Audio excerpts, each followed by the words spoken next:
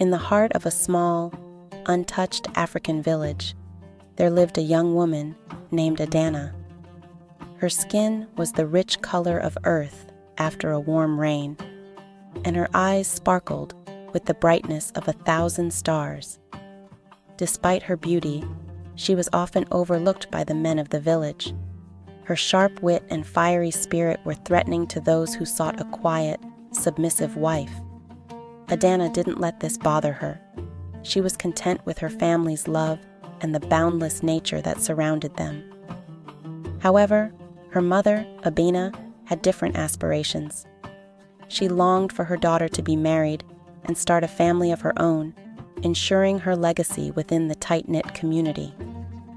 Abena would often sit outside their thatched roof hut, weaving baskets with deft hands, hoping that the whispers of the village matchmakers would bring news of a suitor brave enough to claim Adana. Yet, the seasons changed, and no suitable husband presented himself. The whispers grew faint, and the village moved on to the affairs of the others. Adana remained focused on her work, helping the village elders with their daily tasks and sharing her knowledge of the land's bounty with the children. Her laughter and wisdom became a beacon of strength and independence, a trait that was both admired and feared by the villagers. One day, a strange figure emerged from the dusty horizon. A man with skin the color of the morning sun and eyes that reflected the curiosity of the outside world. He was a Korean merchant named Min-ho, who had stumbled upon their village while searching for rare herbs and spices for his distant country's markets. Intrigued by Adana's spirit and the stories of her kindness, he began to frequent the village, bringing with him tales of lands beyond the horizon. His visits grew longer, and soon the children grew fond of his gentle demeanor, and the adults, while initially suspicious, warmed to his generosity. Adana felt drawn to this outsider, his words painting vivid pictures of a world she had only dreamed of. They would sit under the ancient baobab tree, its branches reaching out like welcoming arms, and he would share with her tales of bustling cities, majestic mountains, and the vastness of the sea. Her mind raced with the possibilities of adventure and knowledge, and she found in him a kindred soul, eager to explore the unexplored. Their bond grew stronger with each sunset, and soon, whispers of a different kind began to circulate among the villagers. Min-ho saw in Adana a fierceness that mirrored his own ambition. He had left his homeland to seek fortune and wisdom, and in her, he found a partner who could understand his quest. As the months passed, his visits grew less about business and more about the connection that blossomed between them. He watched her as she moved through the village, her grace a silent dance with the wind. He knew that he wanted to share his journey with her, to show her the wonders of the world he had seen, and those yet to be discovered. The villagers noticed the change in the air, the way Adana's eyes lit up when Min-ho was near. The whispers grew louder, not of fear or doubt, but of curiosity and hope. They had never seen a union like this before, a joining of two souls from such different lands. Some spoke of the ancient prophecy that foretold a great union that would bring prosperity to the village, and the elders, though cautious, saw the potential for growth and knowledge that an alliance with Min-ho could bring. Abena watched her daughter with a mix of pride and concern. She knew Adana's heart was boundless, capable of loving beyond the borders of their village. Yet, she worried about the challenges that awaited her in a world so different from their own. Despite her fears, she saw the happiness in Adana's eyes and knew that she could not stand in the way of her daughter's destiny. One evening, as the sun dipped below the horizon, painting the sky in hues of orange and pink, Min-ho approached Adana with a bouquet of desert roses. They walked together to the village center, where a small crowd had gathered. The children watched with wide eyes, whispering about the unusual flowers that had never before graced their lands. The elders sat in a semicircle, their expressions a blend of curiosity and solemnity. With a clear voice that carried across the quiet space, Minho announced his intentions to the villagers. He spoke of his love for Adana and his wish to marry her, to share his life and his travels with her. His words were a mix of his native Korean and the local dialect, a testament to his earnestness to be understood. The crowd fell silent, each person contemplating the gravity of his proposal. Adana's heart raced as she listened, feeling both the excitement of the unknown and the warmth of her mother's hand squeezing hers in support. The village elder, a wise woman named Nana Essie, stepped forward. She regarded the couple with a knowing smile before addressing the gathering. "We have not seen a union like this before," she began, her eyes shifting between Adana and Minho. "But love knows no borders, and if it is true, it must be honored." She paused, allowing the weight of her words to sink in before continuing. "But before we can agree to such a union, we must know that it is not just a fleeting fancy, but a commitment that will stand the test of time." The air was thick with anticipation as Minho took a deep breath, his heart pounding in his chest. He knew he had to prove his intentions were pure. "I, Minho, son of the East, pledge to cherish and protect Adana, daughter of this soil," he declared, his voice firm and steady. "I will honor her spirit, respect her ways, and together we will bridge the gap between our worlds, sharing our knowledge and our love." Adana looked into his eyes, a fierce determination kindling within her. She knew that leaving the safety of the village would mean facing challenges she could not begin to fathom, but she also knew that staying would mean a lifetime of unfulfilled dreams. "I, Adana, daughter of Abina, accept your proposal," she replied, her voice clear and strong. "We will face the future as equals, as explorers of the vast unknown, and together we will write our own story." The crowd erupted into a mix of applause and murmurs. Some cheered for the union that brought a promise of new beginnings, while others were still wary of the uncharted waters ahead. The elders exchanged glances, recognizing the depth of the commitment made and the potential ripples it would send through the village's traditional fabric. Nana Essie nodded solemnly, acknowledging the gravity of their decision. A week of celebrations ensued, with the villagers embracing the Korean customs that Minho introduced and teaching him their own. Adana's mother, Abina, watched her daughter dance with joy, her heart swelling with pride and a hint of sadness. She knew that the girl she had raised to be strong and independent was now ready to face the world beyond the village. The wedding ceremony was a vibrant tapestry of cultures, with the villagers adorning themselves in colorful fabrics and the sound of traditional African drums mingling with the delicate melodies of a Korean string instrument that Minho had brought along. The scent of roasting meats and exotic spices filled the air as the villagers feasted and laughed, sharing stories and customs from their respective lands. Adana and Minho's union was a spectacle that brought a rare sense of unity and excitement to the village. They danced under the stars, the light from the bonfire flickering across their faces as they shared their first kiss as husband and wife.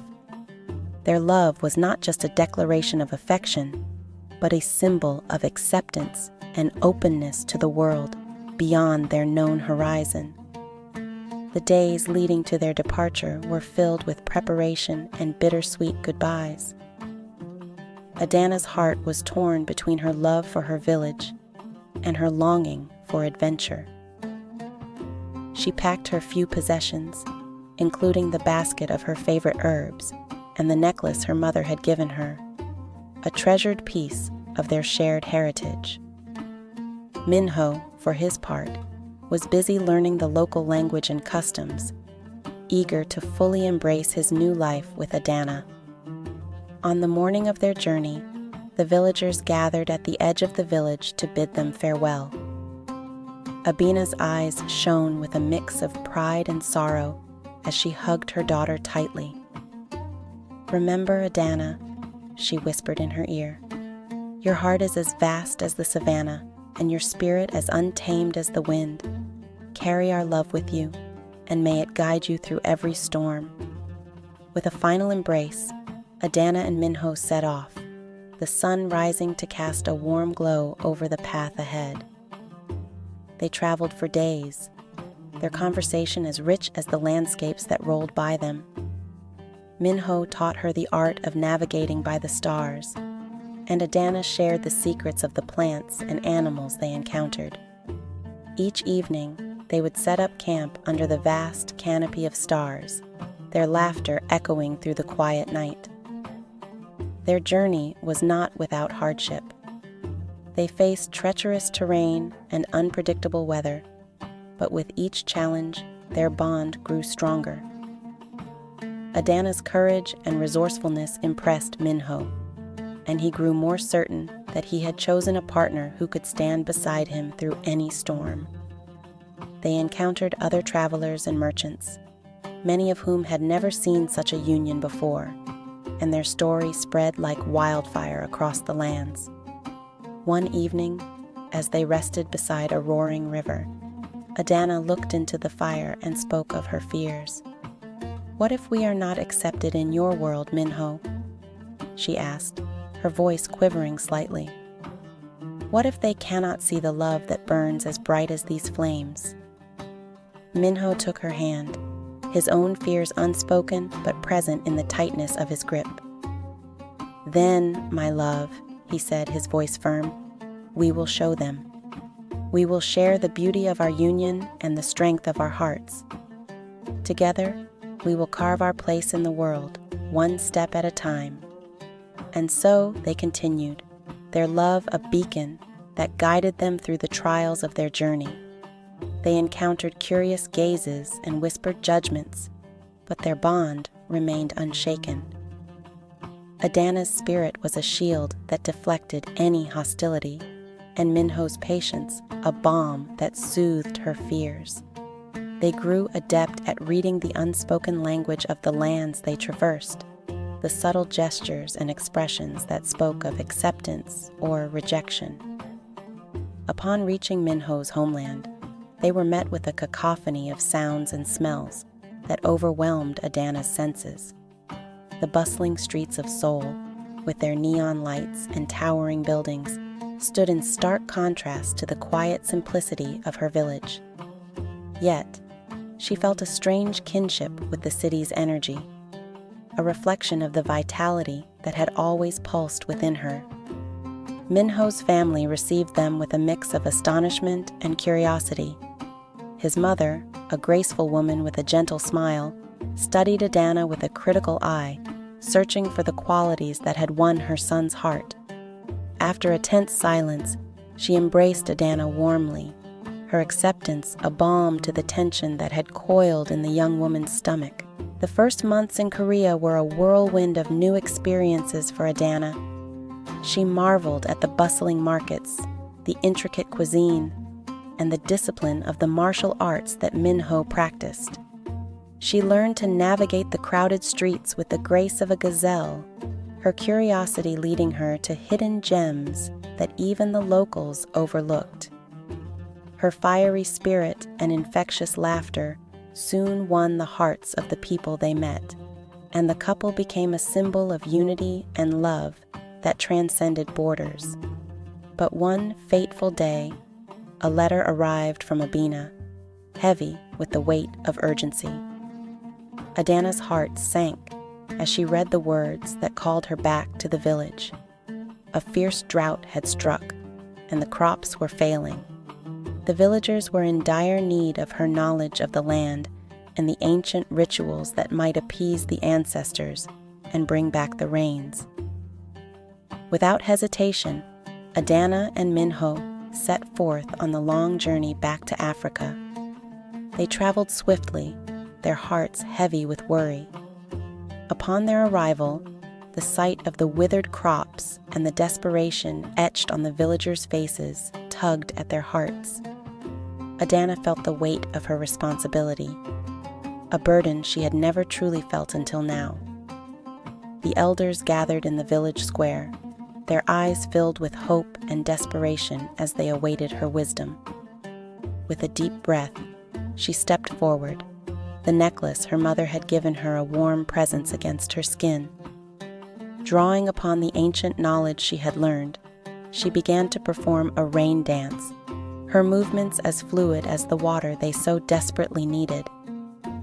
Minho watched from the sidelines, his love for her swelling as she connected with the very essence of her homeland. For 3 days and 3 nights, Adana danced, her spirit intertwining with the elements. The villagers, once skeptical of her union with an outsider, now chanted alongside her, their voices a symphony of hope. The air grew thick with anticipation, and the earth beneath their feet seemed to hum with the echoes of generations past. On the final night, as Adana's dance reached its climax, the heavens opened up, and rain cascaded down, soaking the parched ground. The villagers erupted in cheers, their faces upturned to the sky, feeling the cool kiss of the rain on their skin. The crops began to revive, and the rivers swelled with life. The drought had broken, and with it, any remaining doubt about the power of Adana's love and her union with Minho. The couple was hailed as the fulfillment of the ancient prophecy, their bond a bridge between worlds that had brought salvation to the village. Emboldened by her success, Adana saw an opportunity to challenge the deeply rooted gender roles that had once held her back. She gathered the village women and spoke with passion of the equality she had seen in Korea, where men and women worked side by side, each valued for their unique strengths. Her words were met with a mix of astonishment and hope, a spark igniting in the eyes of those who had long felt confined by tradition. Together, Adana and the women of the village planted new crops and introduced innovative farming techniques that she had learned from Minho's stories.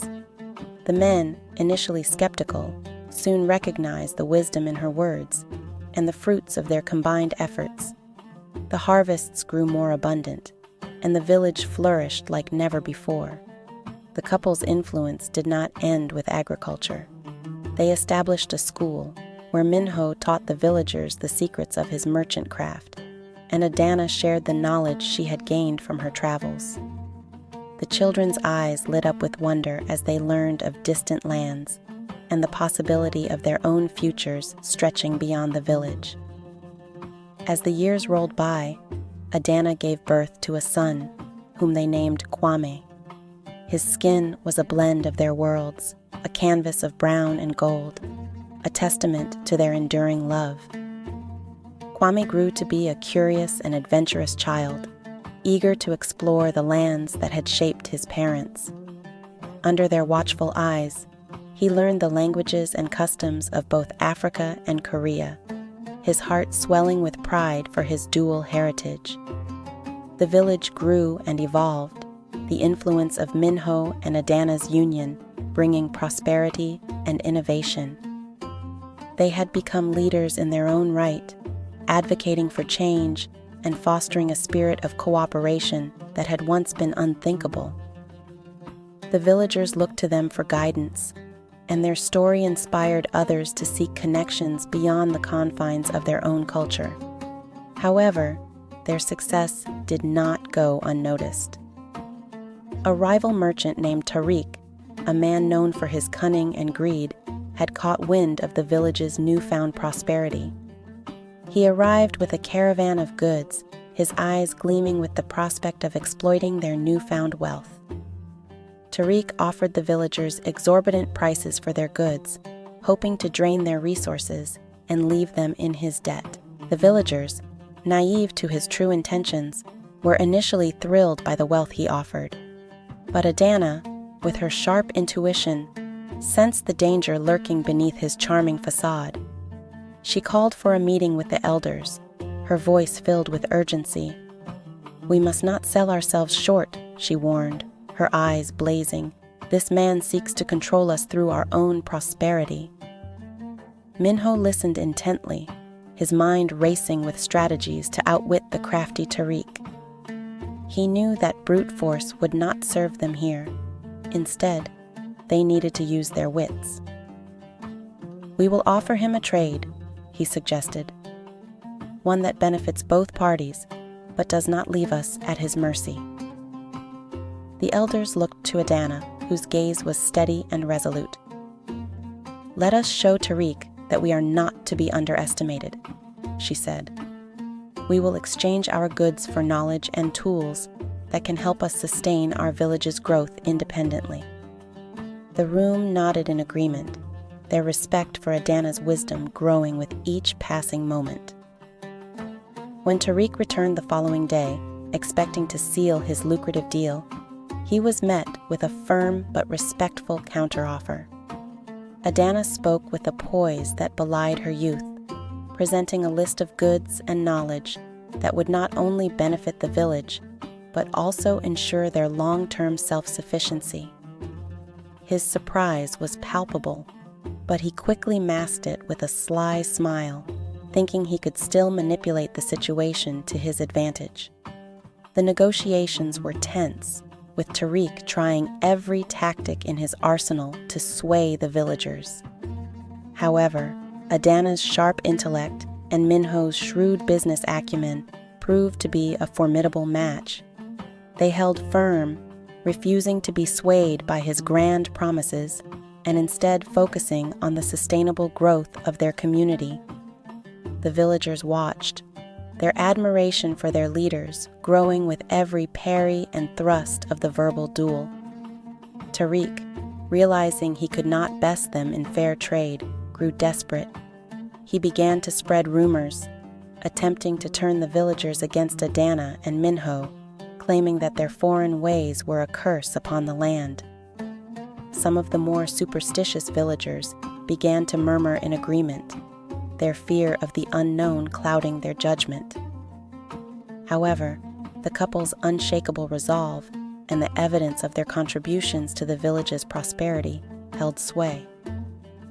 The tension grew palpable, and the air was thick with the scent of distrust.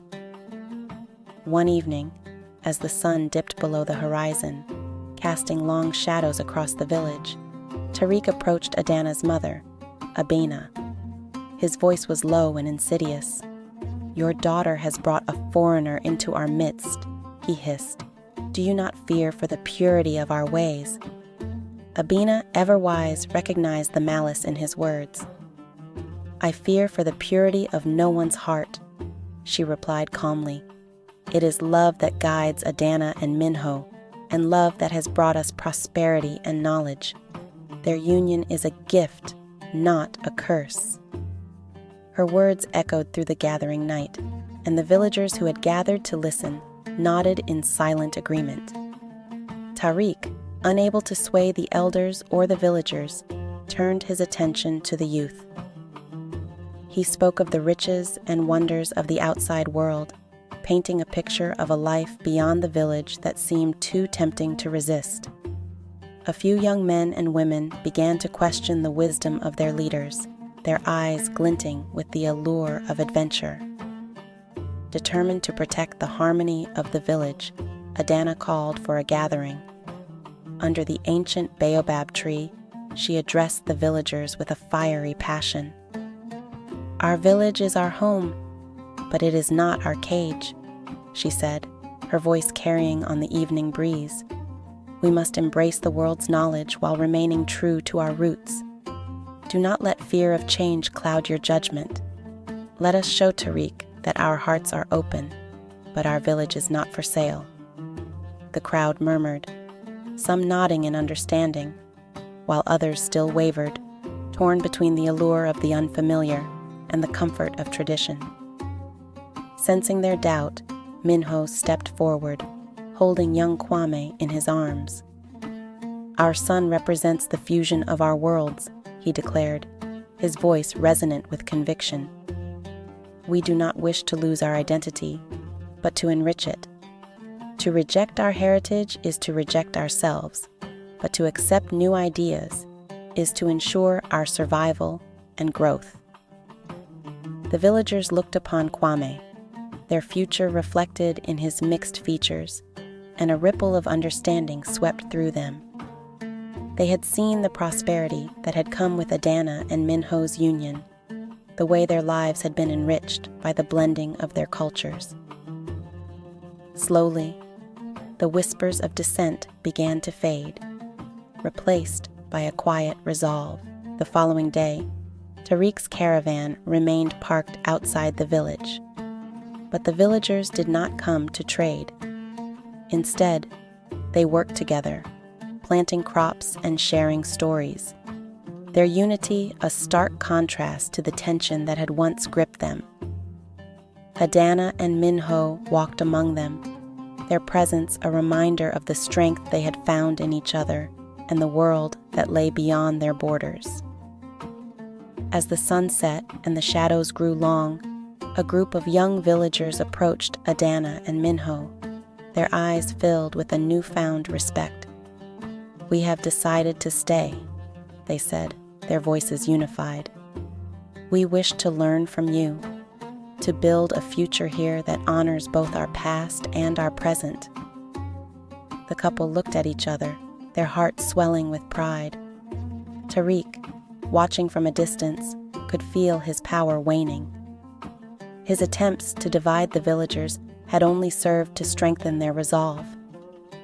With a snarl of frustration, he turned his caravan and left the village, his dreams of wealth slipping away like the sands of the desert. The days that followed were filled with renewed energy and purpose. Adana and Minho worked tirelessly, sharing their knowledge and fostering unity. They taught the villagers the value of education and the importance of preserving their culture while embracing the advancements that the outside world had to offer. The school grew, and the villagers, young and old, flocked to it, eager to learn. The time came when the couple knew they had to return to Korea to tend to their business and introduce Kwame to his father's homeland. The villagers gathered around them, their eyes filled with a mix of joy and sadness. They had grown to love and respect the family that had brought them so much. "We will visit often," Adana promised, her voice carrying the conviction of her words. "Our hearts will forever be entwined with this land and its people." The journey back to Korea was bittersweet, filled with the excitement of new adventures and the ache of leaving their African home behind. Upon their return, Adana was met with a culture that was both thrillingly unfamiliar and comfortingly similar to the one she had embraced in her village. Minho watched her with admiration as she navigated the crowded streets with the same grace she had once danced across the savannah. Their life in Korea was a whirlwind of new experiences as they worked tirelessly to balance their roles as merchants and parents. Adana's sharp wit and keen eye for opportunity soon made her a formidable force in the bustling markets, while Minho marveled at her ability to connect with the locals. Kwame grew up in a world of vibrant contrasts, learning the ancient customs of his mother's heritage and the modern marvels of his father's.